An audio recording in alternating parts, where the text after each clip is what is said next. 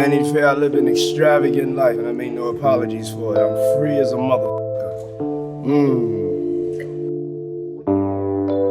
Il est fortement recommandé aux spectateurs de faire preuve de prudence avant de commencer. Les informations qui suivent sont uniquement destinées à des fins éducatives et divertissantes. Selon Inner City Press, ce qui suit est la version non modifiée du témoignage recueilli devant le tribunal fédéral lors du procès de Sean Diddy Combs. Bien que personne n'ait anticipé les propos de Kanye West en entrant dans la salle d'audience, la foule est restée stupéfaite lorsqu'il a révélé l'information. Kanye West, le regard droit devant lui, a déclaré que Sean Diddy Combs était plus qu'un simple magnate de la musique. Il était également lié à la mort de Michael Jackson, considéré comme le roi de la pop. De plus, il n'utilisait pas d'expression figurative. Kanye a témoigné que Diddy était membre d'un réseau secret et que ce réseau pourrait être responsable de l'effondrement de Michael Jackson.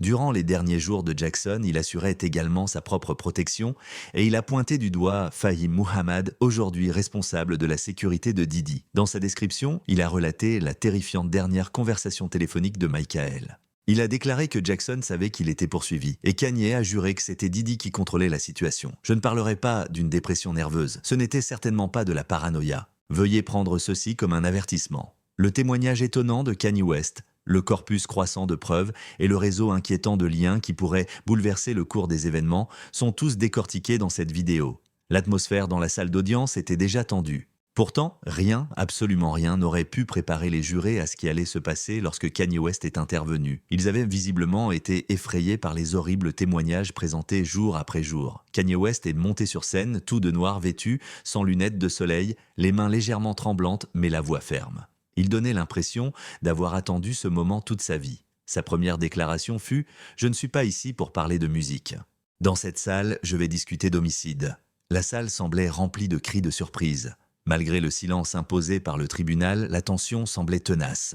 Kanye a ensuite déclaré calmement qu'il avait été invité à parler non seulement du comportement de Diddy, mais aussi de son rôle présumé dans ce qu'il a qualifié de destitution systématique de Michael Jackson. Il a précisé qu'il avait été invité à s'exprimer sur ces deux sujets. Les rumeurs relayées par les tabloïds étaient fausses. Cette hypothèse n'a pas été évoquée à voix basse en coulisses. Avec l'aide de son ancien entraîneur, Harley Pasternak, Kanye West a affirmé que les mêmes forces qui avaient tenté d'interner Michael Jackson étaient également liées aux individus qui l'entouraient à ces derniers jours. C'est Fahim Muhammad qui était également le garde du corps personnel de Michael Jackson quelques mois seulement avant sa mort en 2009, que Kanye a directement pointé du doigt. Fahim Muhammad est aujourd'hui le responsable de la sécurité de Diddy depuis de nombreuses années. Kanye West affirme que Fahim n'était pas seulement là pour assurer sa sécurité. Il était là pour s'assurer que Michael n'engage pas la conversation. Selon Kanye, les mêmes personnes qui lui avaient conseillé de faire la queue ou de disparaître avaient déjà transmis le même message à Michael. Si tu choisis de nous contredire, tu ne pourras pas monter sur scène. Michael n'a pas écouté Kanye et lui non plus. Kanye a cité un message qui, selon lui avait été envoyé à lui et à Michael de manière différente. Suite à cela, Kanye a fait la révélation la plus choquante. Il a entendu le dernier message vocal laissé par Michael.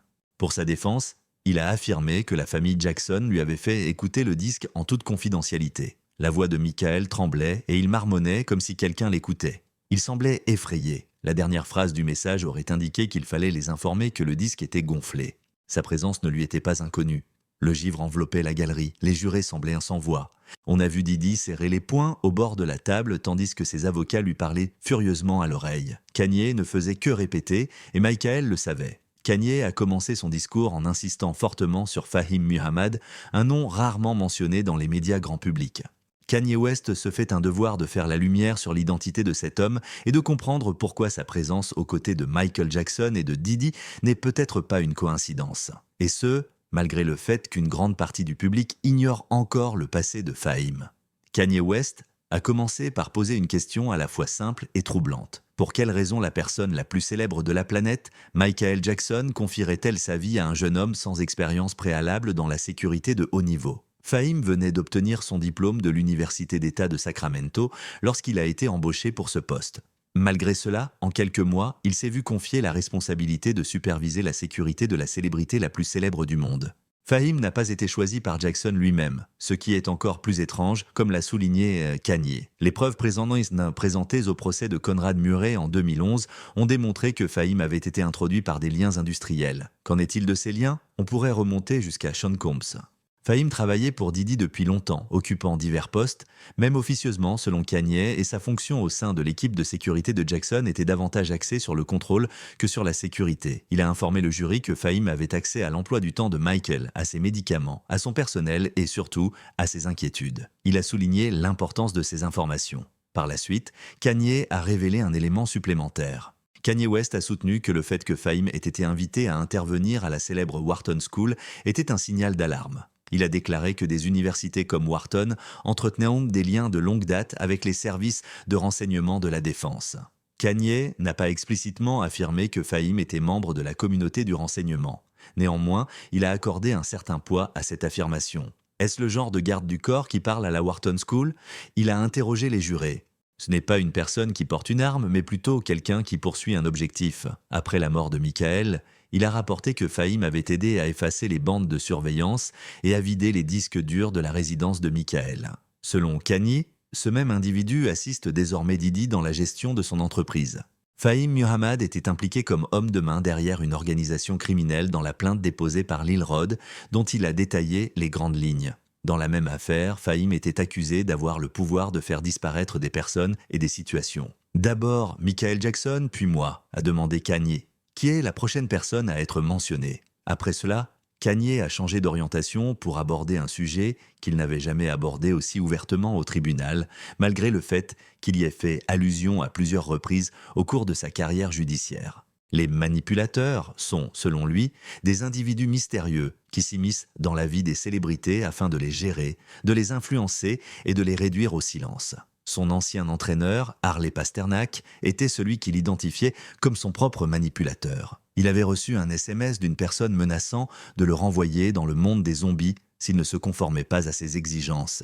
Kanye a déclaré devant le jury « Cet homme a menacé de m'enfermer dans un hôpital psychiatrique pour mauvaise conduite ». Kanye a regardé les jurés droit dans les yeux pour faire sa déclaration.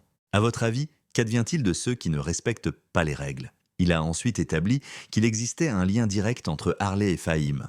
L'objectif était contrôlé par un seul individu, mais il y avait deux responsables distincts et deux artistes différents. Michael Jackson aurait reçu sa propre Harley Davidson, à la différence que cette moto ne menaçait pas seulement de le droguer. Outre ses convictions, cet individu possédait les clés de sa maison et de son armoire à pharmacie. C'est Kanye qui a répété la séquence. Le fait que Michael possède la moitié du répertoire de Sony lui confère une influence accrue.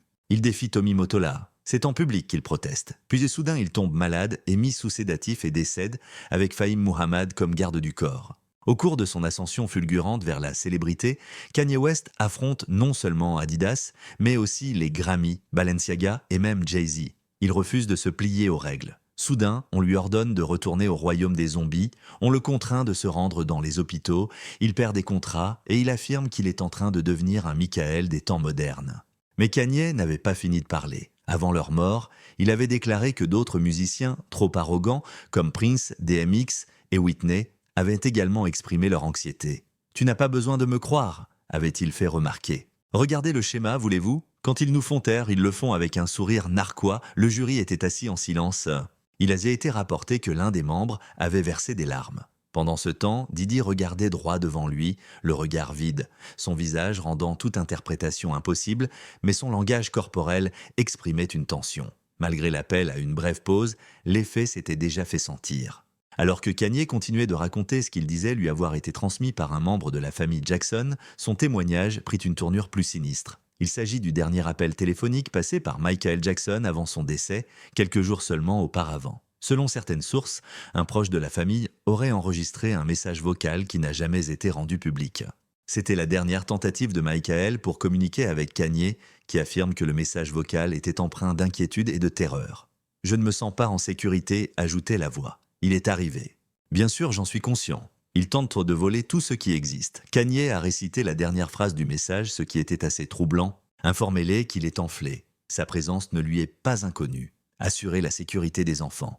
La salle d'audience fut à nouveau remplie de cris de surprise et le juge demanda l'ordre. Pourtant, le poids de cette remarque frappa profondément l'auditoire. Kanye expliqua que l'appel avait été adressée à un proche de Michael, mais que celui-ci avait ignoré les avertissements à ce moment-là, pour une raison ou une autre. Il fut exclu de son équipe, contraint de travailler avec des personnes qu'il connaissait à peine et entouré de ce que Kanye qualifia d'agents de l'industrie dotés de pouvoirs de sécurité, selon lui. Il ajouta que Michael s'était davantage isolé dans les jours précédant sa mort. C'est Fahim Muhammad qui l'a une fois de plus pointé du doigt. Quel était le raisonnement derrière l'affectation d'un jeune homme d'une vingtaine d'années, fraîchement diplômé, à la personne la plus célèbre de la planète? Kanye s'interroge. Quelle était la raison de la disparition soudaine de l'équipe de sécurité de longue date de Michael? Par qui et pour quelle raison Fahim a-t-il été nommé à ce poste? Kanye a soulevé un point qui n'avait pas été abordé auparavant. On raconte que le système de caméras de sécurité installé par Michael n'a pas fonctionné correctement la nuit de son décès. Selon lui, la maison, qui devait être surveillée, n'a pas pu être verrouillée. Les images ont été effacées. Les caméras étaient éteintes exactement comme dans le tunnel Didi. Il n'y a plus d'images. Kanye West a alors propagé une hypothèse qui a fait trembler toute la salle. Si Michael n'était pas destiné à mourir des effets du propofol, que se passerait-il? En cas d'erreur lors de sa préparation, que se passerait-il? Que se passerait-il si quelqu'un, très anxieux, coupait brusquement le courant? Dans sa description, il évoquait les enjeux financiers. Les droits de publication détenus par Michael valaient des milliards de dollars. On espérait que sa tournée de retour battrait des records dans le monde entier. Et le catalogue? Kanye a même déclaré qu'il existait un catalogue qui valait la peine d'être assassiné. Une seule ligne suffisait pour conclure cette section. La décision de Sony de tuer Michael était la décision commerciale la plus éthique que l'entreprise ait jamais prise.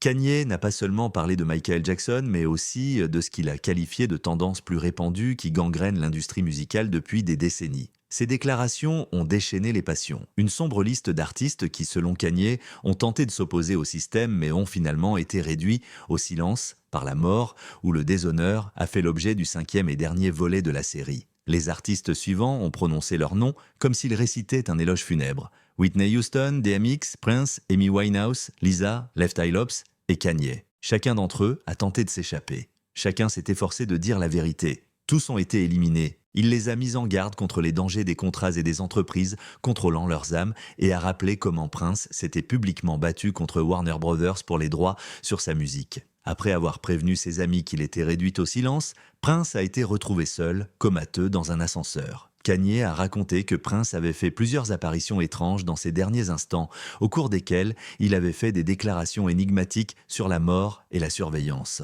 L'artiste suivante était Whitney Houston. Kanye a déclaré qu'elle avait révélé à Clive Davis à un moment donné qu'elle détenait une quantité excessive d'informations, notamment sur certaines soirées étranges qui, selon lui, étaient liées au cercle de Diddy. Kanye West a affirmé que ces derniers jours fous n'étaient pas le fruit du hasard. C'est pour éviter d'avoir à expliquer votre mort qu'il vous présente comme un fou. Il a fait référence à Lisa, Left Eye Lopes, qui était au Honduras quelques jours avant sa mort et avait réalisé une vidéo dans laquelle elle affirmait être suivie. Et que des esprits tentèrent de la prévenir. Savez-vous ce qu'elle a déclaré dans la vidéo que vous avez regardée? Kanye s'interroge.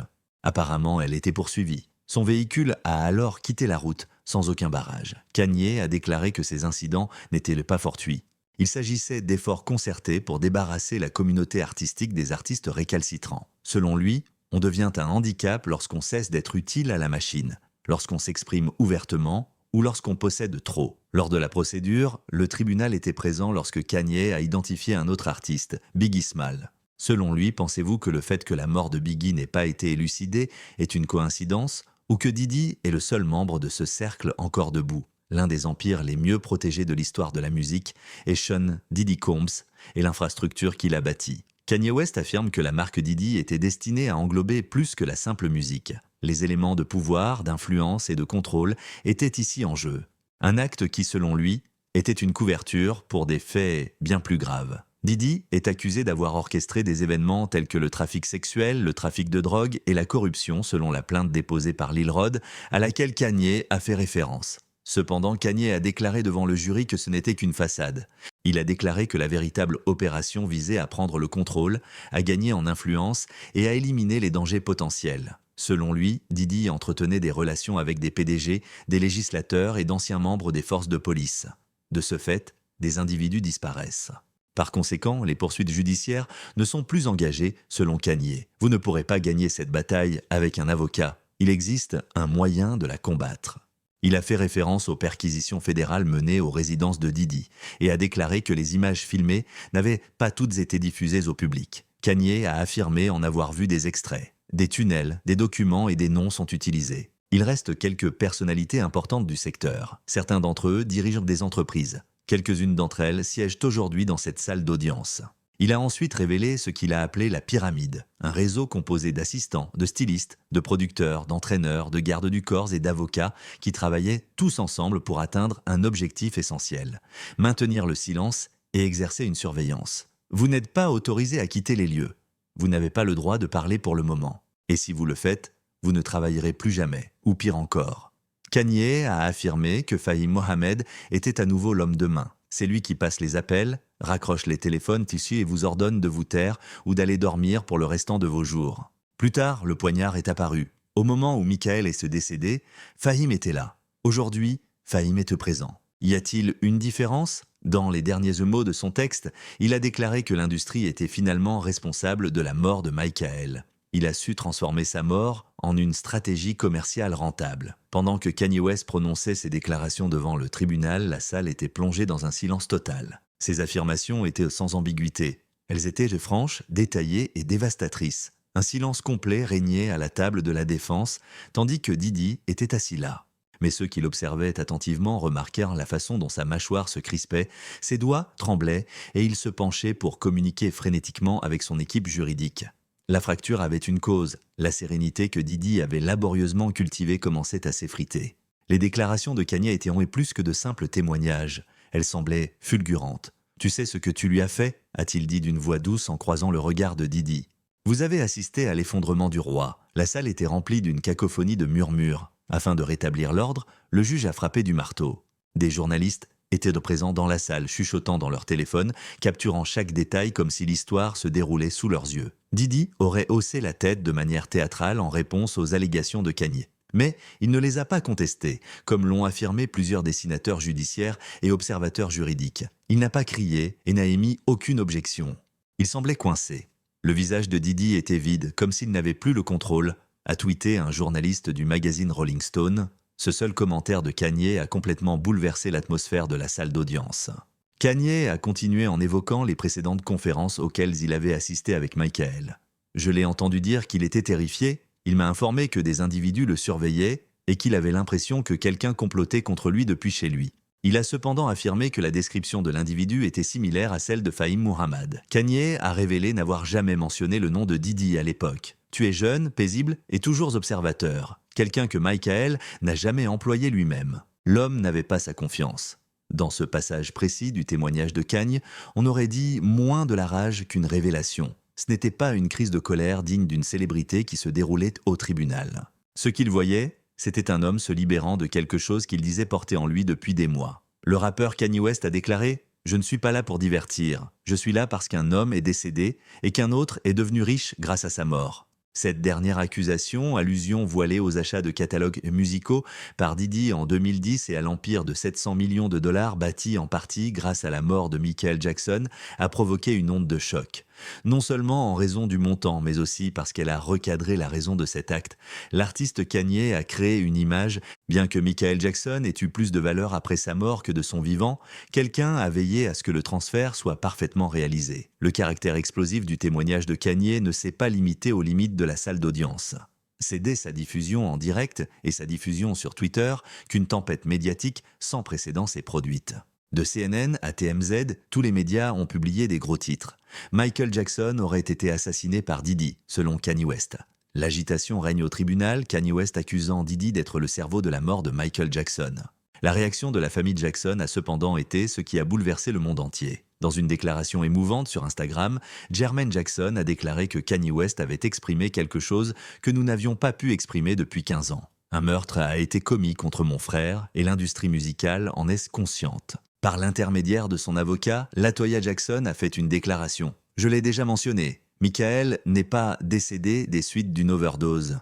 Il a été exécuté parce que quelqu'un voulait le faire taire. Il est temps pour nous de faire nos déclarations sous serment. Selon certaines informations, un lanceur d'alerte anonyme d'AEG a pu obtenir les courriels internes divulgués qui suggéraient que la direction savait que Michael n'était pas physiquement apte à participer à la tournée, mais qu'elle avait néanmoins poursuivi celle-ci.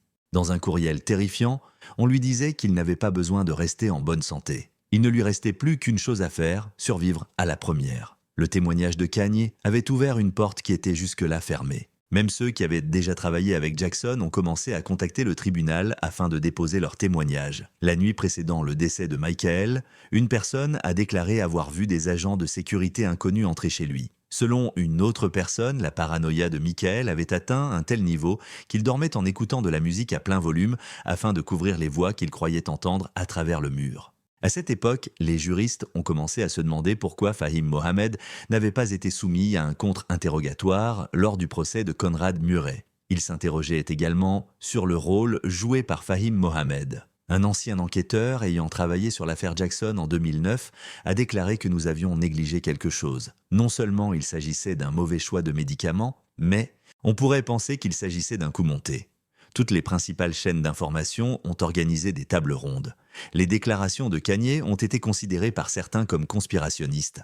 Plusieurs personnes ont répété son histoire dans son intégralité, s'arrêtant au moment précis où il disait qu'il nous surveillait toujours. La perception du public a rapidement changé. Un nouvel album de Kanye n'était pas un choix populaire à l'époque, comme il était possible qu'il ait enfin révélé quelque chose que d'autres avaient craint depuis le début, leur attention fut attirée sur lui. Une fois le témoignage de Kanye West terminé, la salle d'audience fut remplie d'une effervescence enthousiaste et l'audience fut suspendue.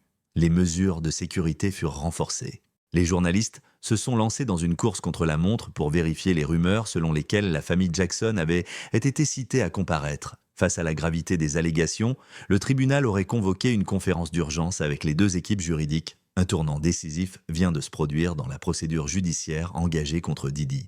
Les déclarations de Kanye West ont été jugées hors de propos et comme des illusions personnelles non confirmées par l'équipe juridique de Diddy qui a tenté de les dénigrer. Pourtant, le grand public n'y a pas cru. La déclaration de Kanye West selon laquelle « on veut me traiter de fou, mais je suis le seul à dire la vérité » a été largement relayée sur les réseaux sociaux lors de leur explosion. Les listes de témoins auraient été réévaluées en coulisses par l'accusation. Le nom était désormais partagé avec urgence. Fahim Mohamed était resté silencieux pendant longtemps et était rarement vu. Suite à la découverte de messages vocaux et de nouveaux témoignages, des rumeurs circulaient selon lesquelles les enquêteurs fédéraux rouvriraient des dossiers Jackson classés. Cependant, le tournant le plus bouleversant concernant les enfants de Michael est celui qui s'est produit. Une personne au courant de la situation a déclaré que Paris Jackson avait confié à ses proches qu'elle estimait que la mort de son père n'était pas accidentelle. Dans un tweet depuis supprimé, Prince Jackson aurait écrit « Mon père craignait l'industrie et maintenant je comprends pourquoi ». Le procès ne concernait plus seulement Diddy. L'industrie musicale elle-même, ses dissimulations, ses fantômes et son besoin de contrôle étaient devenus l'objet d'un référendum. De plus, Kanye West, autrefois considéré comme un personnage bruyant et imprévisible, s'était stratégiquement positionné au cœur de l'histoire. En conclusion, la question qui se pose est de savoir si ce témoignage apportera des changements. Il ne s'agit pas d'un simple procès, il s'agit plutôt d'une prise de conscience, car si Kanye a raison et que Diddy est ne serait-ce qu'en partie responsable de la disparition du plus grand artiste de tous les temps, alors ce n'est pas un simple procès.